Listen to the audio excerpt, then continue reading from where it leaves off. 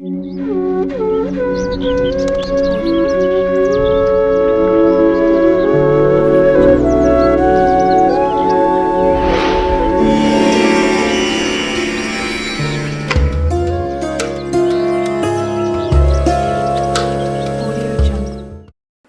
పురాణాన్ని శ్రీ మహావిష్ణువు తన వాహనం గరుత్మంతుడికి ఉపదేశించాడు కాబట్టి దీనికి గరుడ పురాణం అని పేరు.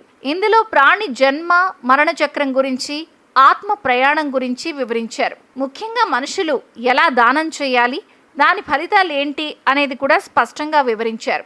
గరుడ పురాణంలో చావు పుట్టుకల గురించి, మళ్ళీ పుట్టడం గురించి, పాప పుణ్యాల గురించి, ఆచారాల గురించి ఎన్నో విషయాలున్నాయి. ఇవి మన జీవితానికి ఉపయోగపడతాయి. ముఖ్యంగా మనుషులు ఎలా దానం చెయ్యాలి, దాని ఫలితాలు ఏమిటి అని గరుడ పురాణం చెప్తుంది. అందులో కొన్ని దానాల గురించి చూద్దాం. అన్ని దానాల్లోకి అన్నదానం చాలా గొప్పది. అన్నం పెడితే పుణ్యం వస్తుంది. చనిపోయాక మంచి లోకానికి వెళతాం. అక్కడ తిన్న అన్నం గింజల లెక్కన సంవత్సరాల పాటు సుఖంగా ఉంటాం. ఆవుని దానం చేస్తే గోలోకంలో కృష్ణుడితో ఉంటాం. దూడని ఈనే సమయంలో ఆవుని గుడికిస్తే వైకుంఠంలో ఉంటాం. గొడుగు దానం చేస్తే 1000 ఏళ్ళు వరుణలోకంలో సుఖంగా ఉంటాం. రాగి, నెయ్యి, మంచం, పరుపు, దుప్పటి, చాప, దిండు లాంటివిస్తే చంద్రలోకంలో సుఖంగా ఉంటాం. బట్టలు దానం చేస్తే వాయులోకంలో ఉండొచ్చు. దేవుడికి బట్టలిస్తే ఏ దేవుడికిచ్చామో వాళ్ళ లోకంలో ఉంటాం. రక్తం, కళ్ళు, శరీరం దానం చేస్తే అగ్నిలోకంలో ఆనందంగా ఉంటాం. విష్ణువు లేదా శివుడి గుడికి ఏనుగుని దానం చేస్తే స్వర్గంలో ఇంద్రుడిలా ఉంటాం. గుర్రం, పల్లకి దానం చేస్తే 14 మంది ఇంద్రుల కాలం వరకు వరుణలోకంలో ఉంటాం.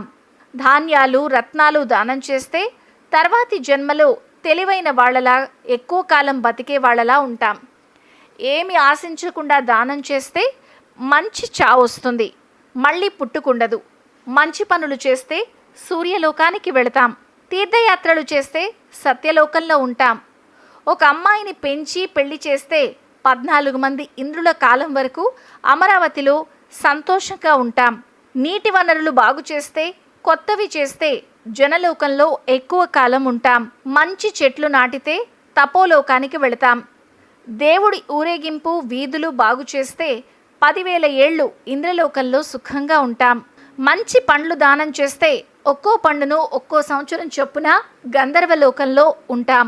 చదువు చెప్పినా, చదువుకు సహాయం చేసినా బ్రహ్మలోకంలో ఉంటాం. పక్షులను కాపాడితే గరుత్మంతుడి దయతో వైకుంఠం చేరుకుంటాం. జంతువులను కాపాడితే నందీశ్వరుడి దయతో శివలోకం చేరుకుంటాం.